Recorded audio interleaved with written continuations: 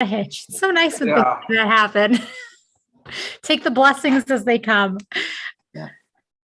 Hi, everyone. Hi, Sharon. I'm glad you're here. Misty, good to see you as well. So why don't we get ready to dive into our Torah study today, talking about our priestly garments. But before we get into that, let's say the blessing together.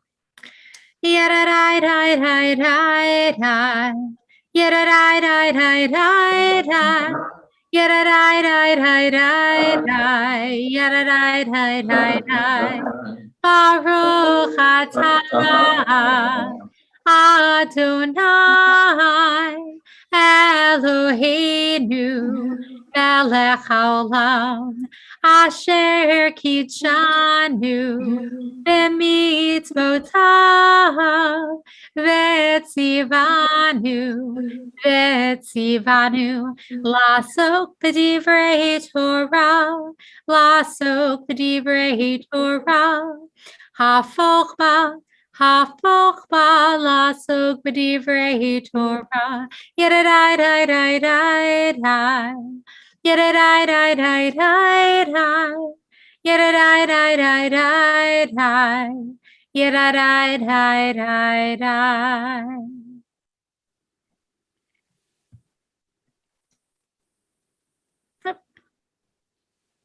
Okay, hold on 1 second.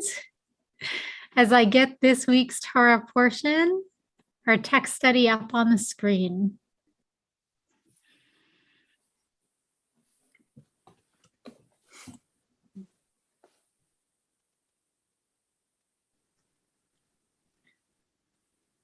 So essentially, we've reached a part in the Torah where we're talking all about. Last week, we talked about the synagogue itself and how the tabernacle was to be created. And this week, we're moving to talking about the sacral vestments that the priest would wear. And that's where we start with this week. So would anyone like to just read these first few verses of Torah? Any takers? I will. Thank you, Misty. Make sacral vestments for your brother Aaron for dignity and adornment. Next, you shall instruct all who are skillful, whom I have endowed with the gift of skill to make Aaron's vestments, for consecrating him to serve me as priest. These are the vestments they are to make: a breastpiece, an ephod, a robe, a fringed tunic, a headdress, and a sash. They shall make those sacral vestments for your brother Aaron and his sons for priestly service to me. Okay, so before we even start reading further on in here, why do you think this is so important? We can kind of, in our mind's eye, see this visual, right, of the high priest dressed in this huge breast piece with an ephod, a robe, a fringed tunic, a headdress, and a sash. It's a lot, right? Why is it so important, do you think, that the priest is wearing all of this?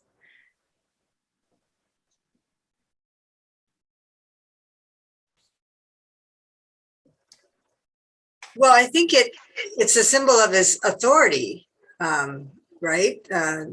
Because he's going to stand out from anybody else in the community at that time. Certainly would stand out wearing all of that, right?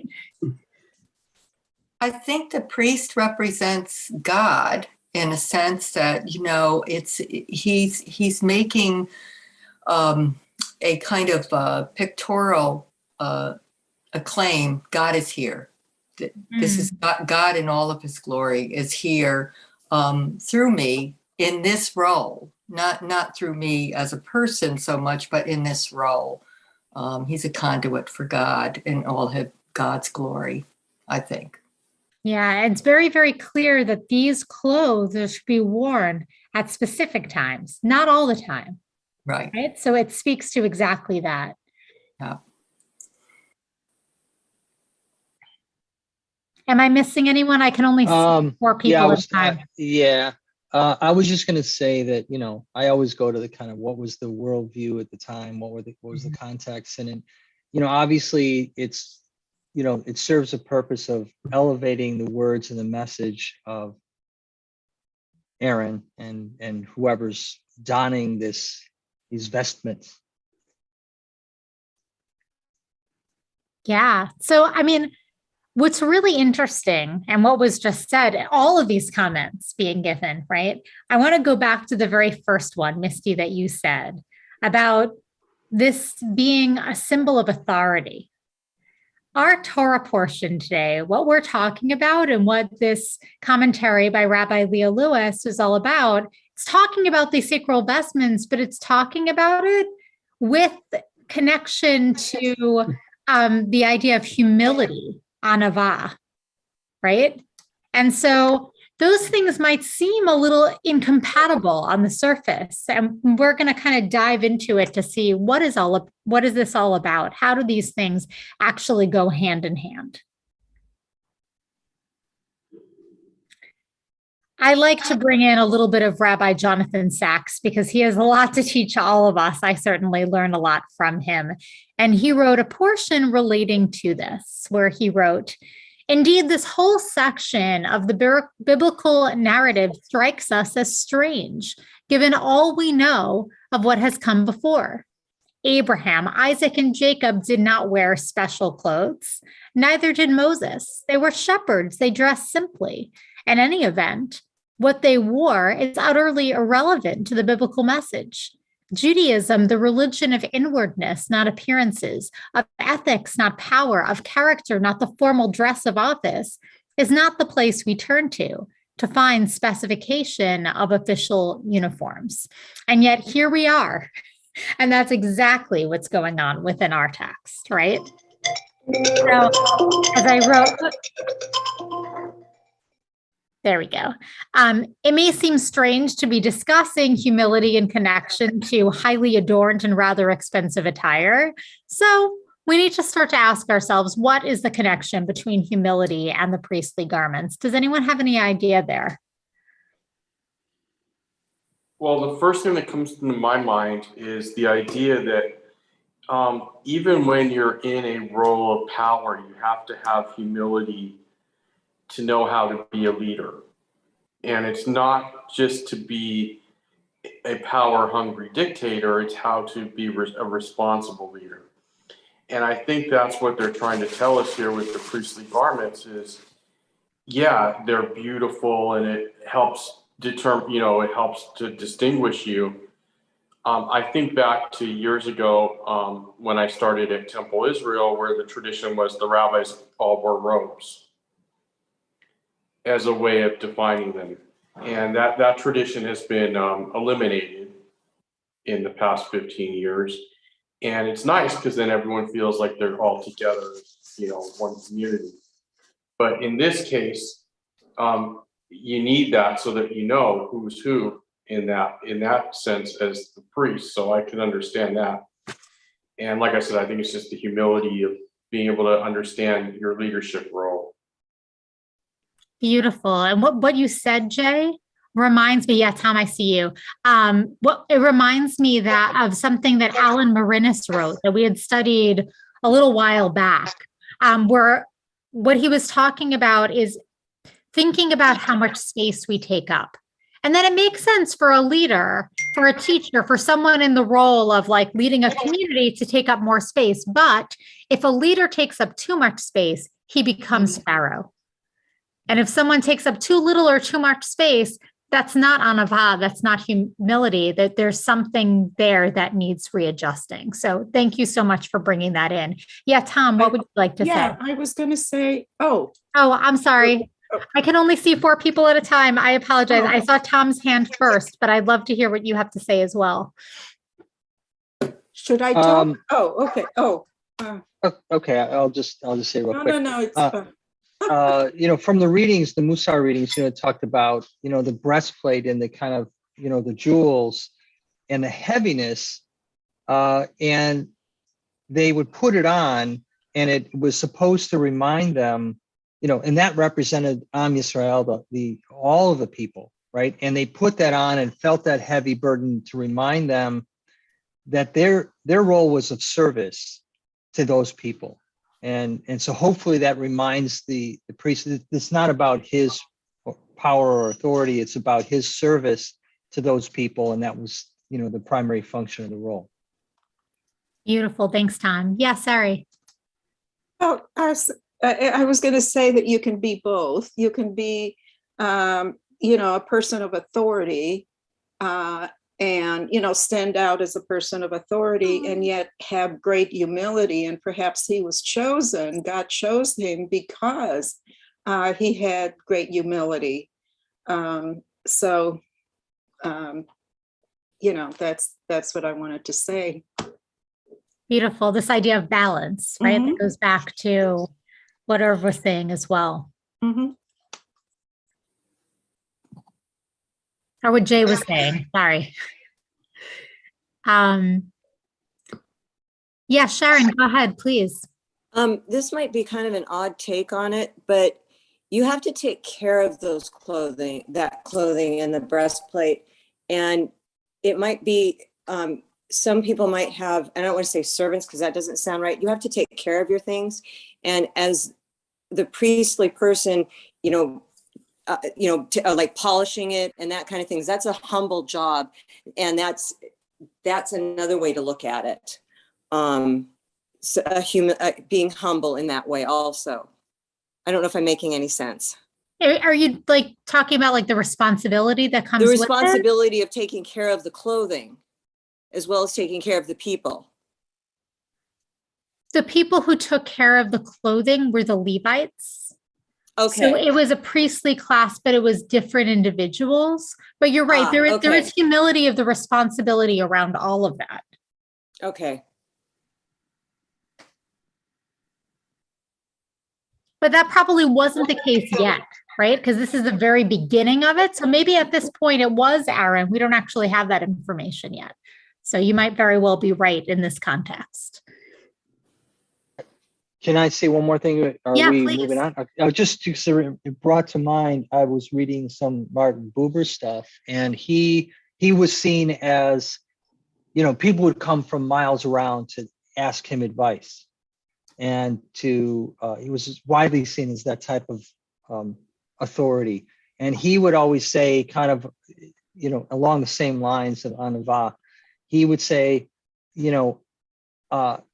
I am just like a person who sees something and goes to the window and points. It wasn't about him. He was saying he saw his role as intuitively to see the wisdom that people already have and help them uncover it to guide their future. So it kind of is parallel with the Anavath theme, the humility theme of this, this authority or guiding light. So being a conduit for something. Beautiful. It wasn't about him, it was, Yeah, thank you so much, Tom.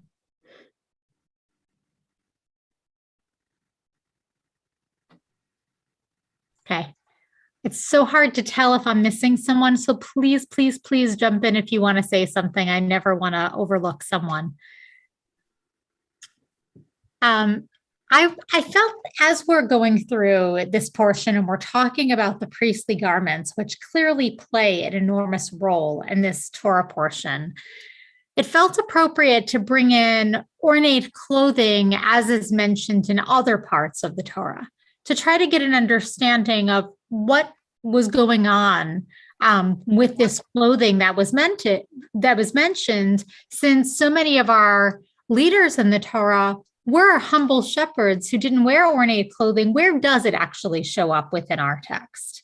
And of course, the first thing that came to mind for me, and likely for many of you as well, is the story about Joseph and Joseph receiving the beautiful tunic, the ornamented tunic that his father gave him. And so just looking at this text right here in Genesis, it says, this is the line of Jacob. At 17 years of age, Joseph tended the flocks with his brothers. Here he is, a humble shepherd, right? As a helper to the sons of his father's wives, Bilhah and Zilpah. And Joseph brought bad reports of them to their father. Now Israel loved Joseph best of all his sons. He was his child of old age, and he had made him an ornamented tunic. And when his brothers saw that their father loved him more than any of his brothers, they hated him so that they could not speak a friendly word to him. So this tunic, as it appears here, what is it a symbol of?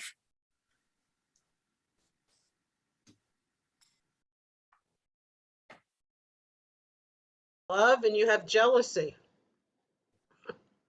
Yeah, I mean, there's negative things that go along with it, right? Everything that ensues because of this tunic, it's not positive. Favoritism. Yeah. So there's favoritism and love on one hand. There's jealousy on the other hand. Anything else? I'd say it's division. Yeah. Exactly. There's definitely division that's going on here as well. So let's move a little bit into a couple of other places that tunics are brought in. And there's another one that happens also with Joseph. Joseph is someone who is mentioned with really ornate clothes in different circumstances. And here we're in the story with Pharaoh. Joseph has just interpreted dreams for Pharaoh, and Pharaoh is absolutely just taken aback by Joseph's ability to interpret and to lead. And Pharaoh said to his courtiers, "Could we find another like him, a man with a divine spirit?" So Pharaoh said to Joseph, "Since God has made all this known to you, and there is none so discerning and wise as you, you shall be in charge of my court, and your command shall all my people be directed. Only with respect to the throne shall I be superior to you." Pharaoh further said to Joseph, "See, I put you in charge of the land of Egypt." And removing his signet ring from his hand, Pharaoh put it on Joseph's hand. He had him dressed in robes of fine linen and put a gold chain about his neck. So here in this story with Pharaoh and with Joseph, what does this clothing represent?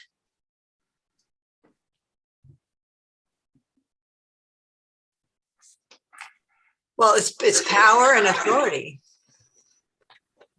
Okay, power and authority, great. Anything else? Is he trying to compete with God as a figure of authority? Ooh, wait a minute. We hear you. Oh, okay. Is Joseph trying to compete with God? Is that what you're saying? No, Pharaoh. Yes, very much so. Mm-hmm. But he dresses up Joseph Mm-hmm. in these clothes, right? Mm-hmm. Anything else this represents?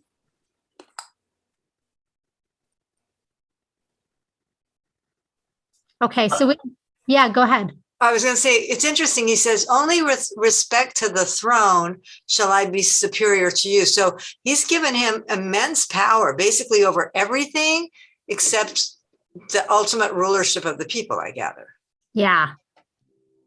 There's a lot that's signified with this. Yeah.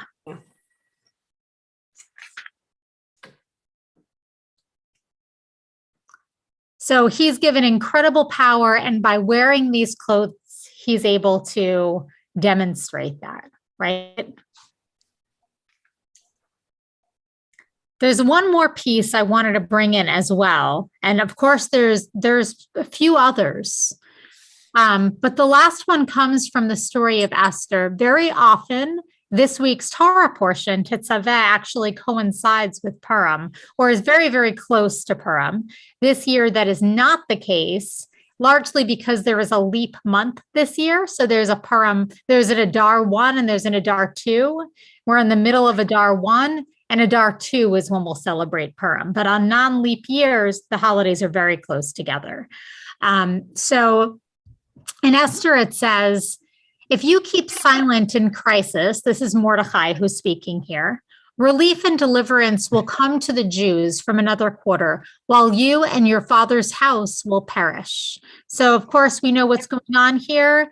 Haman has threatened the Jewish people. Mordecai is trying to convince Esther to stand up and to be able to try to quash the threat that Haman is bringing. Okay, so then Esther sent back this answer to Mordecai. Go assemble all the Jews who live in Shushan and fast in my behalf. Do not eat or drink for 3 days, night or day. I and my maidens will observe the same fast. Then I shall go to the king, though it is contrary to the law. And if I am to perish, I shall perish. So Mordecai went about the city and did as Esther had commanded him. On the 3rd day, Esther put on royal apparel and stood in the inner court of the king's palace, facing the king's palace, while the king was sitting on the royal throne in the royal room facing the entrance of the palace. As soon as the king saw Queen Esther standing in the court, she won his favor. The king extended Esther the golden scepter with which he had in his hand, and Esther approached and touched the tip of the scepter. So what here does the clothes represent?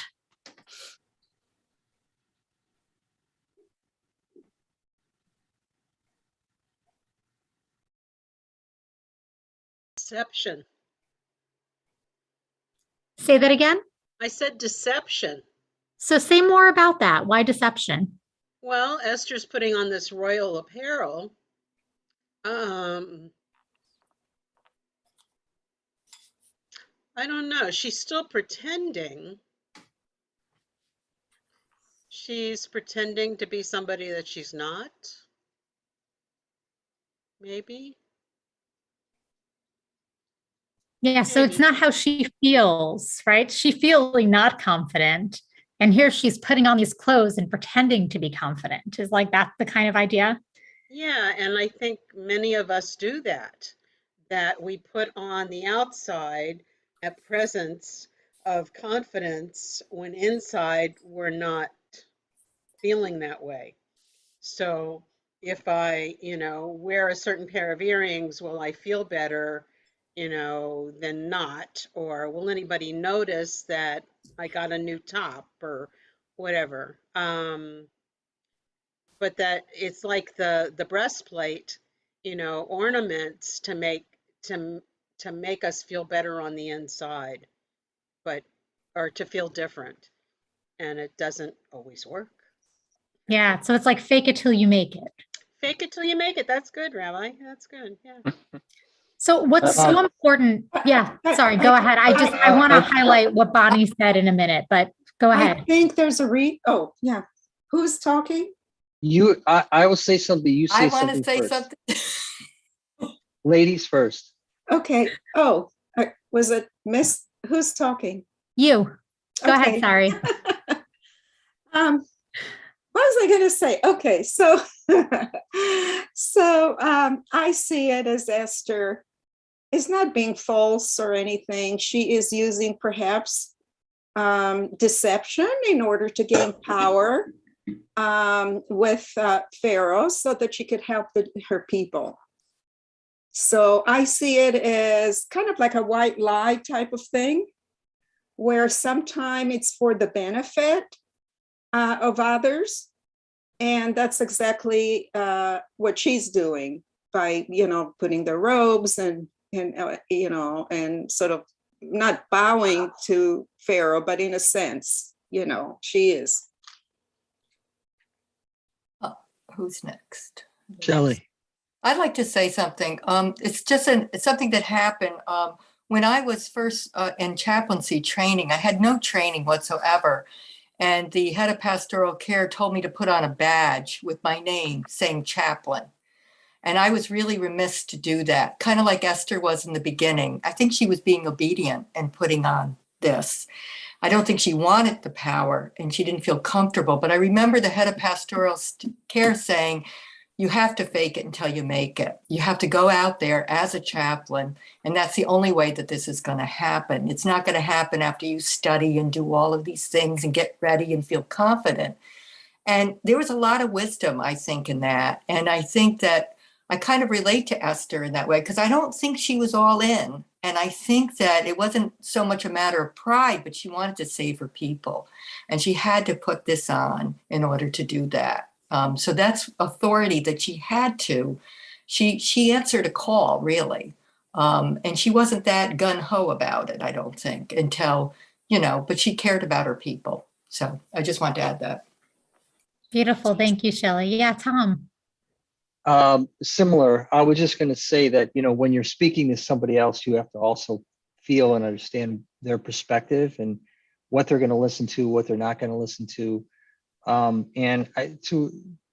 see this as kind of leveling the playing field. She's, putting something on that gives her the perceived authority to him to listen to, rather than just a commoner in battered, tattered clothing.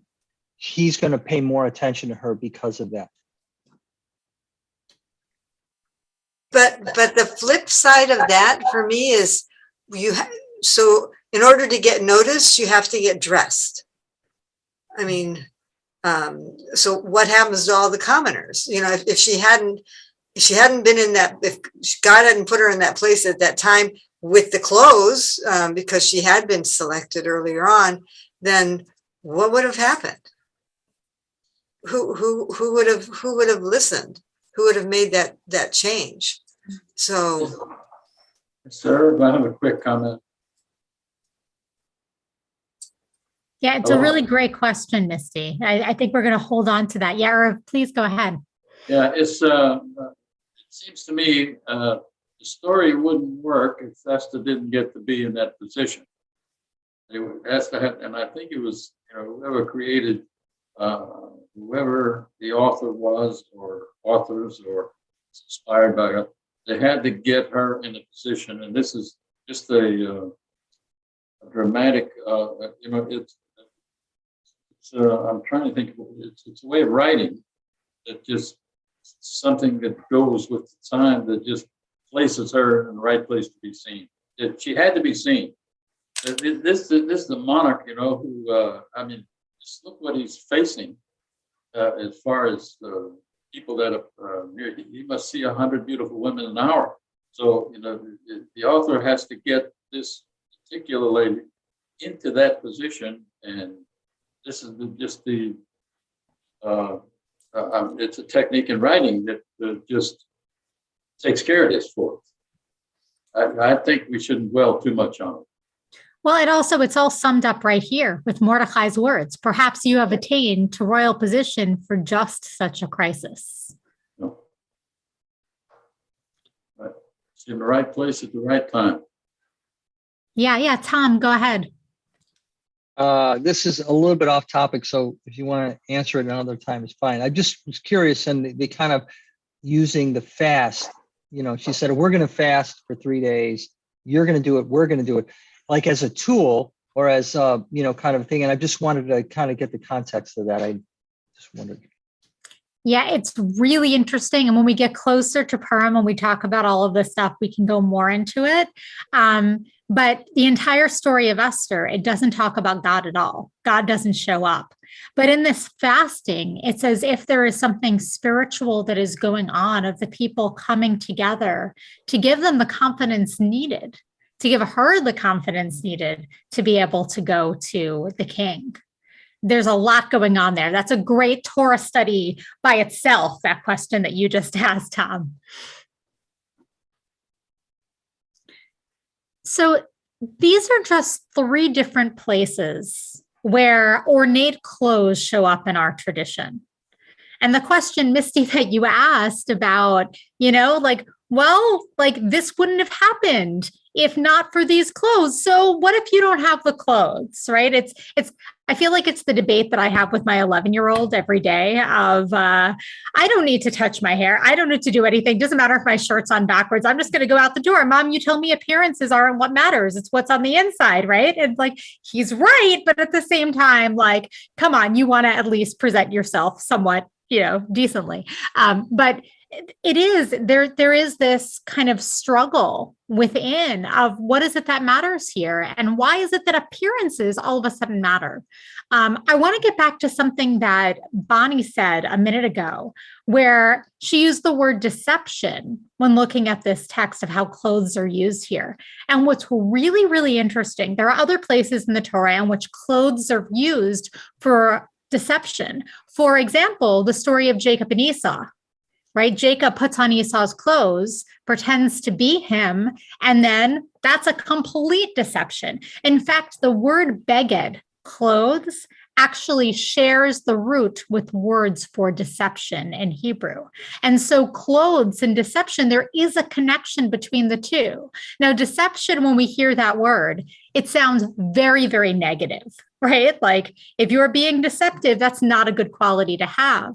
But the conversation that we were just having, the way, Missy, you also used the word deception, but not as a negative in how you said it, right? Like fake it until you make it kind of a thing, as Bonnie was saying too, right? Not all deception is necessarily a negative, but it does factor in here. So there's a lot to be grappling with within this Torah portion and this concept. Actually, there is a teacher of mine, Dr. Norman Cohen, is a professor, a retired professor at HUC, and he wrote a book called Masking and Unmasking Ourselves, in which he talked a lot about all of this. Actually, I might have included a short quote from him in this Torah study, but if you're interested in learning more about this and how it plays out in the Torah portion, I highly recommend his book because, yeah, he's just a wonderful teacher of Torah. Any other comments before we kind of go back into talking about the exact garments of the priest? Yeah, Tom.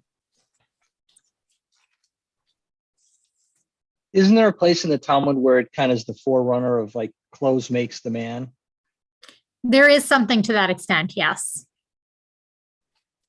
And then there's another section in Talmud that talks about how clothes aren't important. So, I mean, what are we going to do, right? 2 Jews, 3 opinions.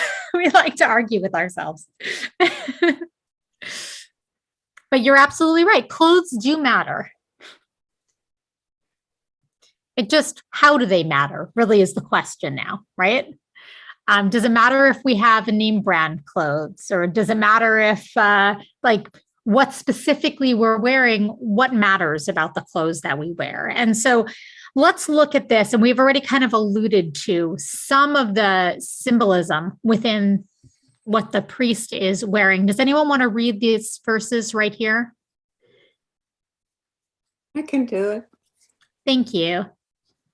You shall make a breastpiece of decision, worked into a design. Make it in the style of the ephod. Make it of gold, of blue, purple, and crimson yarns, and of fine twisted linen. It shall be square and doubled, a span in length and a span in width.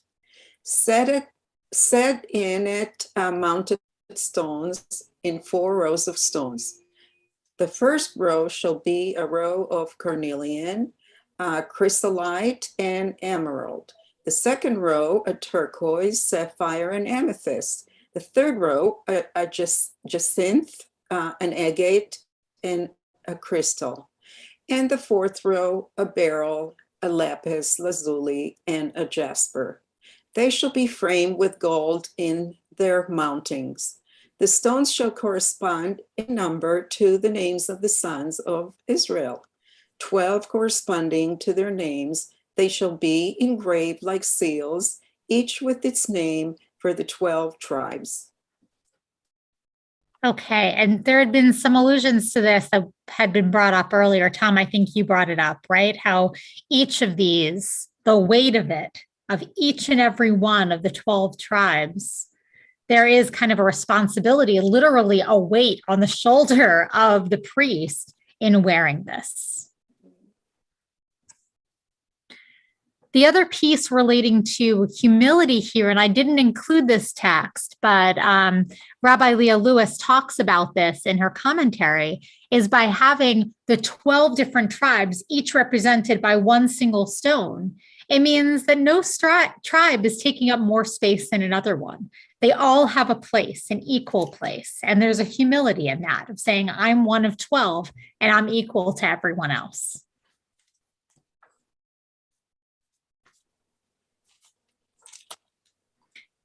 Okay, so let's just look at a couple of these other texts in relation to what we just read. The Mishnah teaches that a priest lacking the requisite priestly vestments disqualifies the rites he performs. The Gemara asks, from where do we derive this? And Rabbi Yochanan says, and some determined it to be stated in the name of Rabbi Elazar, son of Rabbi Shimeon, as the verse states, and you shall gird them with belts, Aaron and his son, and bind meters on them, and they shall have the priesthood by a perpetual statute. The verse indicates that when their vestments are on them, the priesthood is upon them. But if their vestments are not on them, their priesthood is not upon them, and their rights are disqualified. So this gets back to a comment earlier, right? It's the garments themselves, if they're worn.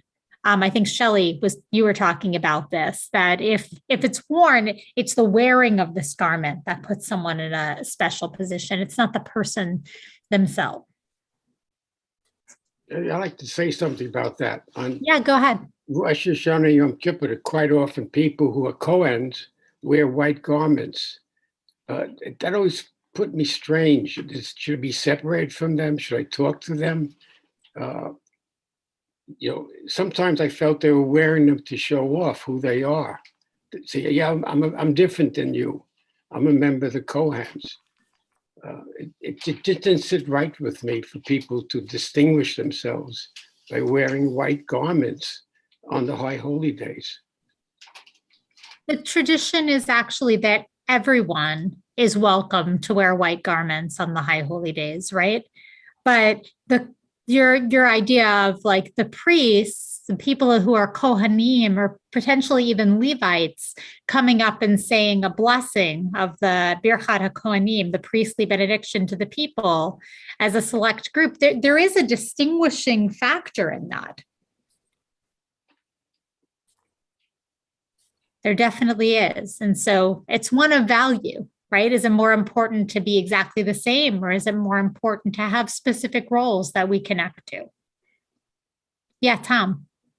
Well, yeah, just, B'Tselem Elohim, if we all have the same relationship with God, or some people have a different relationship, that are separated, or is everybody the same? So, kind of, there's a little tension between those two ideologies. Yes.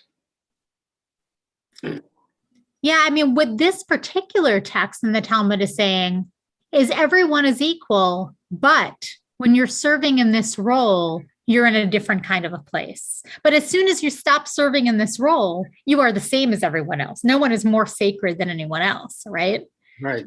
And it didn't feel that way when they were part of the audience, let's say. They were not serving in any role. They were telling the rest of the people who they are. It's agreed everyone can wear white, but in general, only Kohanim are wearing white. So it always just set me off a bit. Yeah, I could see that, because we're human, right? And then we have our own issues with pride and humility and all of that, right? Right, exactly. Yeah, I think that's part of the reason that within more liberal sects of Judaism, we don't necessarily have that as part of the tradition, right? That like the Kohanim get up and do a blessing. That's not really a part of what we do at the temple, for example. Right.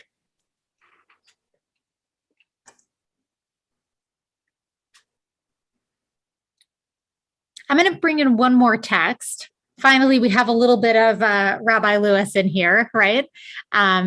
Where she says, power and prestige were given to the Kohen Gadol, the high priest, with the express purpose of serving God and others, and not to bolster the self. To act with anavah does not simply mean to refrain from standing out. Instead, to act with anavah means to limit oneself to an appropriate space while leaving room for others. And that's a quote from from Marinus. Identifying our appropriate space in different contexts is the first step of this Musar challenge.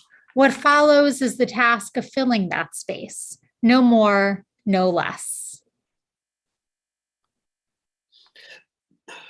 So what do we make of that, right? Essentially, like this idea is standing out, is serving in a very particular role. Is that a problem? Or is it not at all? I mean, I think that was the heart of what you were asking, Larry. Right, absolutely. Thank you. Yeah, go ahead. Sorry to be talking so much, but I was just going to say that, kind of along the lines of what Buber was saying, there are people who perform roles, because they maybe have that gift. And it's the responsibility on them or the high priest or somebody else to keep their ego in check for the good of the people. Maybe they can perform this role and provide wisdom and insight, but they also have a much higher burden to balance that. So we're learning with Bonnie, the Musar teaching is each character trait is a two-edged sword. It can, taken too far one way, it's imbalanced, and too far the other way. So I think there's just more of a responsibility for those people who are going to perform those roles. What I was talking about earlier about balance, and that goes, this addresses it, that you need to find the balance to be a good leader. And, when you're given this responsibility, to do it with humility.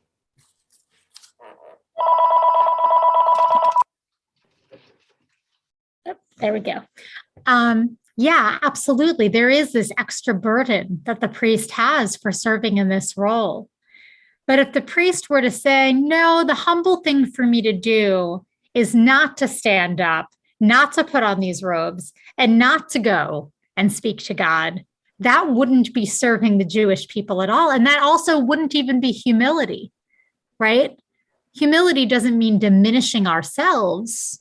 Humility means fully living into the work that we are here to do and allowing others around us to truly live into the work that they were pushed into, and to make sure that, like, we don't also feel threatened because someone else is thriving, right? There's humility, there's Anava in lots of different directions. If someone is doing their best and we feel worse about ourselves because of it, no, that's not good either, right? It's like, where are the places that you shine? Let them shine. We can all shine together. I feel like I have Encanto going through my mind right now. Anyone who has kids has had that playing in their house about 80 times in the past week. So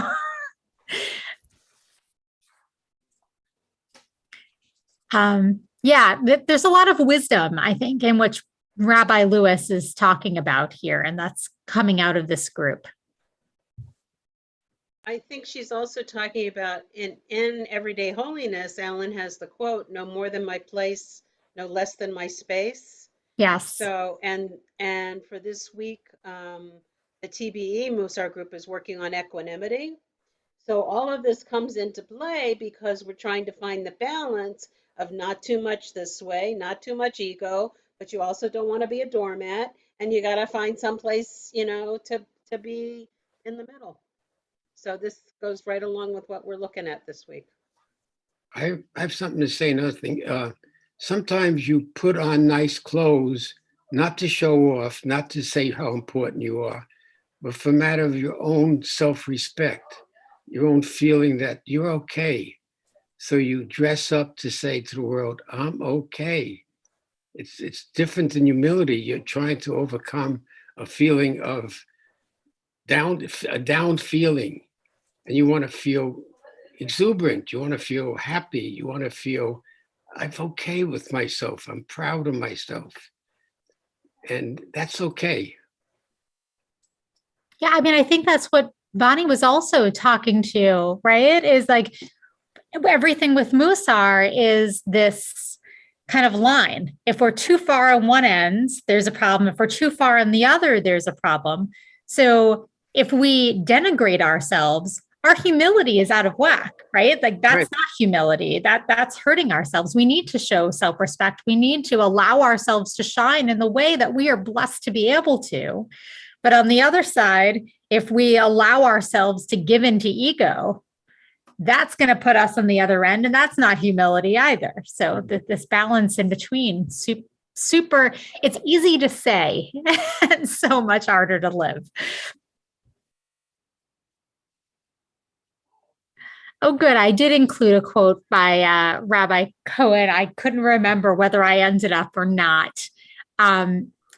His quote here relates to this verse from Genesis, which is the first time that garments are mentioned in the Torah. This verse that God made garments of skins for Adam and his wife and clothed them. And Rabbi Norman Cohen says, perhaps the vestments of the high priest, which carried the aura of the garments placed on Adam in the Garden of Eden, symbolize the covenant between God and Israel, and therefore the expectations of both the priests and those whom he served. Any reflections or thoughts on this? It's a sign of covenant. Mm.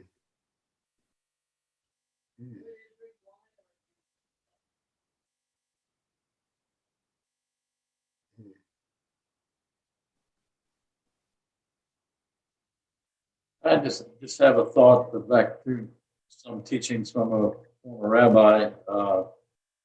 Talked about cults, and he made the statement that all religions start with cults, and they have their rituals and they have their leaders, and you have to, the leader has to be identified somehow. Right? He's adorned is one way, and there are other ways as well.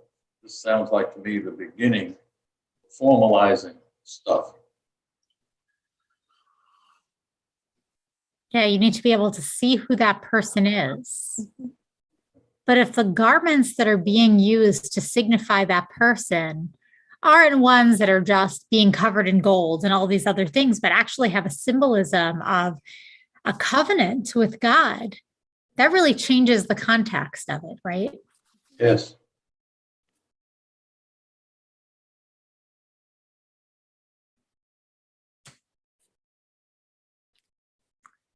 Am I missing anyone?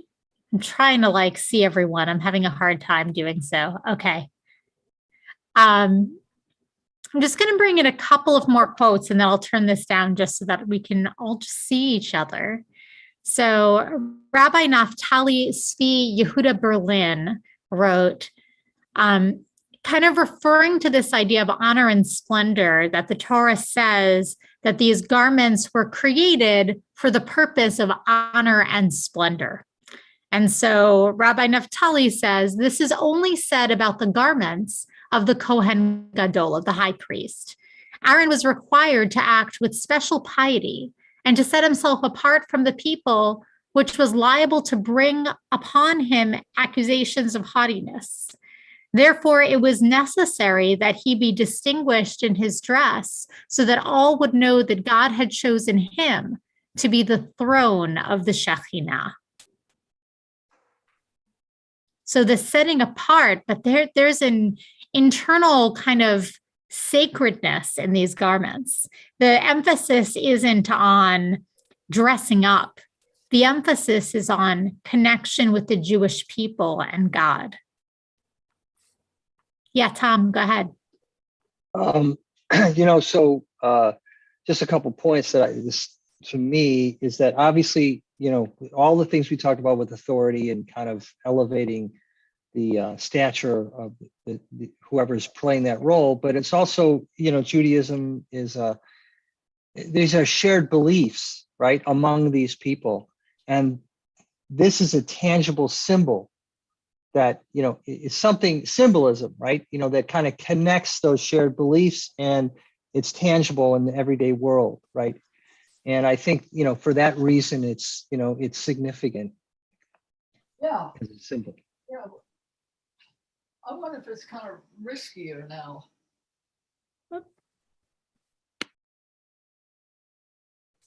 Sorry, was someone saying something?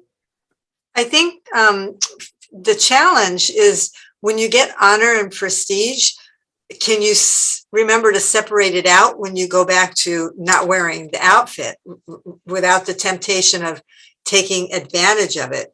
And from the very beginning, God chose Aaron as the spokesperson, right? Because he spoke for Moses, and now he's speaking for God. So that position of the high priest is something that's God chosen as that very special spokesperson. But, human nature being what it is, and we look at the history over time, what happens with the high priest, as we read through the entire Hebrew Bible, that's a hard thing. And I think that's hard for anyone when you put on those kind of garments to remember what the calling is and who you're representing and who you're supposed to serve, right? Yeah, there's a famous story within the Jewish community of a man who became king, but he had started out as a very, very poor man within the kingdom.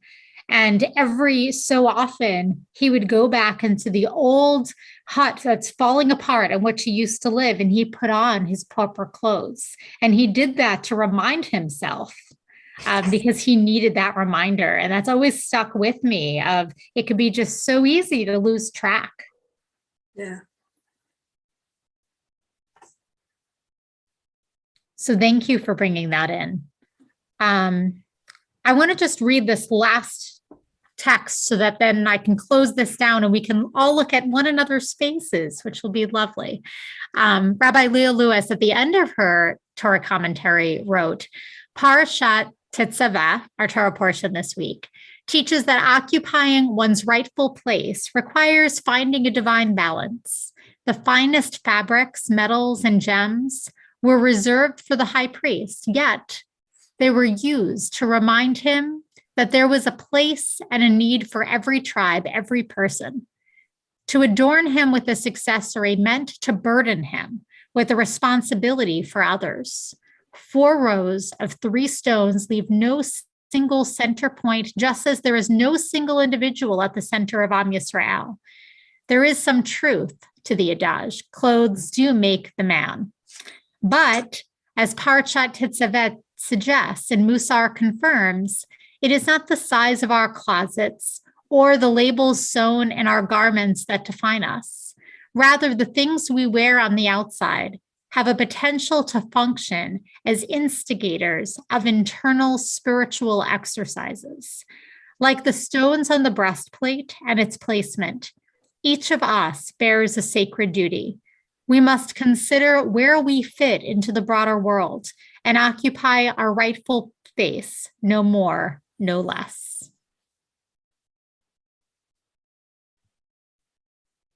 Any comments or reflections on any of that? That last sentence, how do you do that? Right, it sounds good, but it's hard to live. Yeah, of course on that, like, sorry, maybe. We live in a world of advertisements, and the advertisements are always telling us to show off what we are, show off what we have, go out and buy these products. It's there's 2 sides here. So we're constantly bombarded to show our wealth, to show our abundance. It's difficult when that is the world we face every day in all media.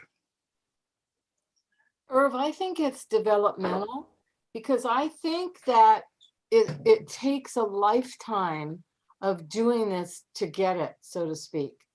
So I look at a 2-year-old human, a baby, developmentally, they really believe that everything revolves around them. They think the reason there's sun shining in the room in the afternoon is because they woke up from their nap. They don't realize that it didn't matter if they would have slept through it or not.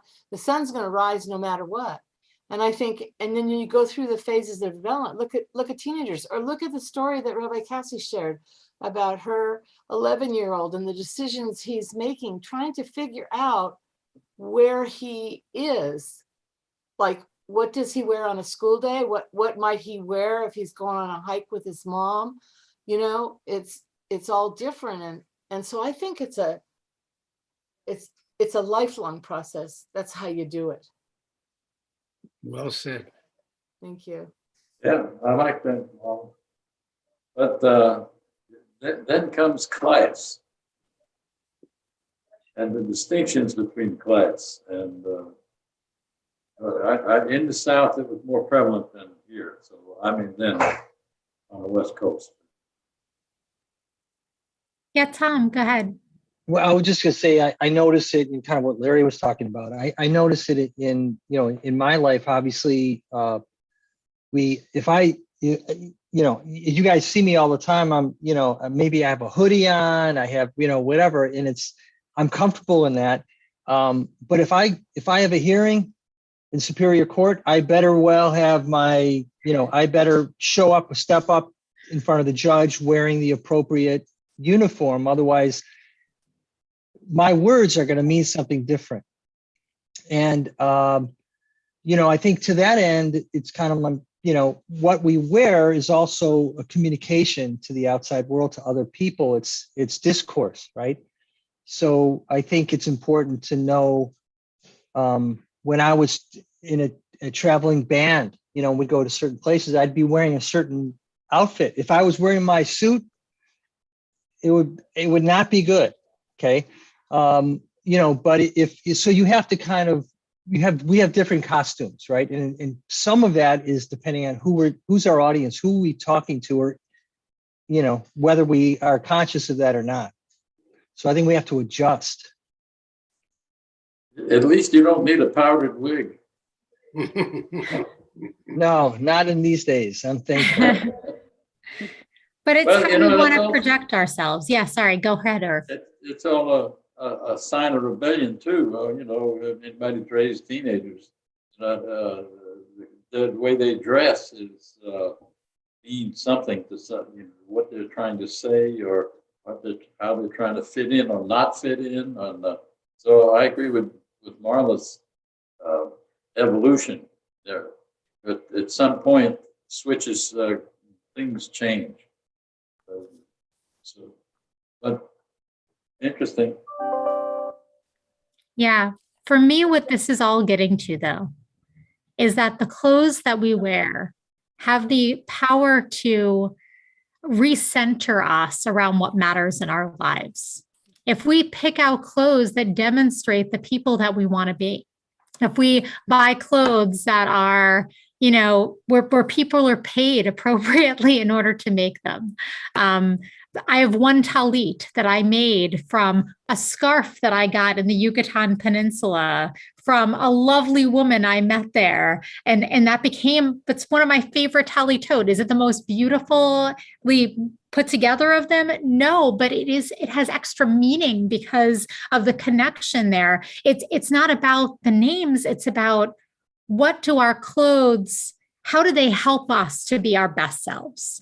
There's a reason that we wear talitot or tzitzit within the Jewish tradition, to remind us always of the people we are to be. And in this week's Torah portion, there are lots of different ways in which the Torah portion demonstrates how do we prepare ourselves to be our best people, because we need those reminders.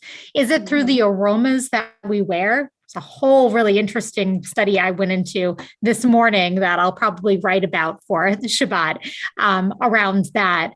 Is it through the kind of clothes that we put on? Is it through another way that we prepare ourselves? Whatever that is, how can we take those first steps in the morning in order to really be able to live up to our higher angels, the best versions of ourselves? Yes, absolutely. Absolutely. I'm worried now that maybe I shouldn't have worn this t-shirt. I feel like I make people very self-conscious with these comments. I don't mean that. I'm just kidding. You know, I read something that was really very sad, the Holocaust story about a survivor, and who had a dear friend. And it came to the point where he couldn't lace his shoe any longer. And that's when he gave up. In other words, he would not have felt presentable to walk around in shoes without a lace. And then he said, well, that just, from that moment on, he just gave up. And I thought that was touching. Mhm. Mhm.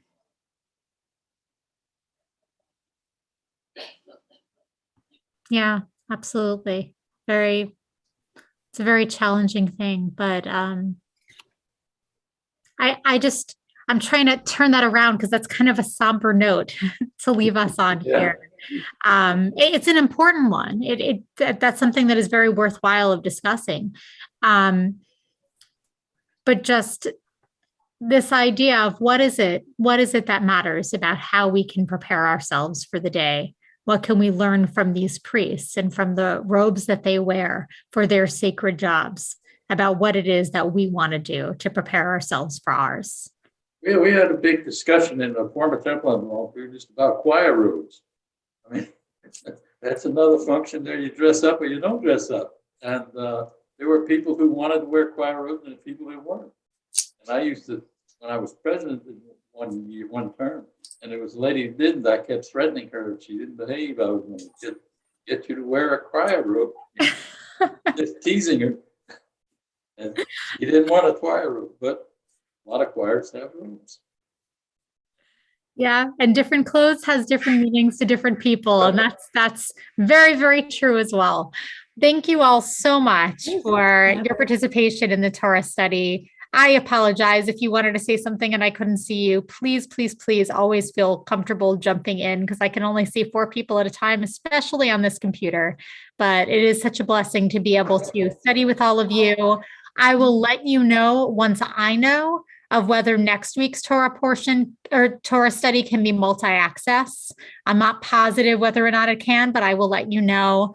Of course, that would require vaccinations and all of that stuff. If you do come in person, there definitely will be an online version for anyone who doesn't feel comfortable coming in person or anyone who isn't currently vaccinated. But I look forward to studying with all of you again soon. Carl, it's so nice to have you here. You're welcome anytime.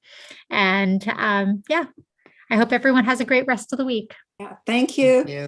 Thank you. That's a